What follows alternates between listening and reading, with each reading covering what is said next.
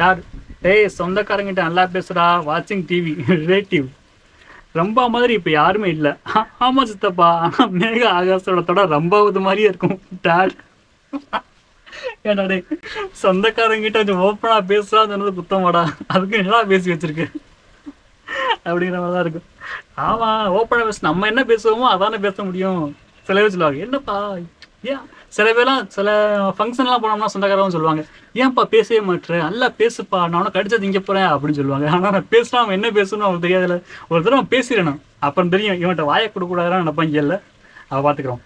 Next டேவும் காடு இருந்தா புடுங்கிக்குவாங்க, பணம் இருந்தாலும் புடுங்கிக்குவாங்க, ஆனா படிப்பை மட்டும் எவனுமே எடுத்துக்க மாட்டான் என்று சொல்லிய அந்த வரிகள் இன்றும் கூட இணையதளத்திலே வைரலாகி இருக்கின்றன என்றால் அது தளபதியால் உரைக்கப்பட்ட.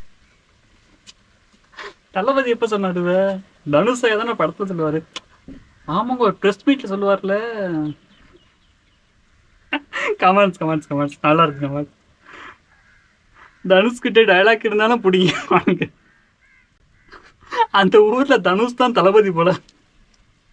எல்லாத்தையும் பிடுங்கிடுவாங்கன்னு சொல்றாங்களே, தனுஷ் ஐயாட்ட இருந்து டைலாக பிடிங்கிட்டாங்களே, அதை சொல்லாம போயிட்டீங்களே தோழி.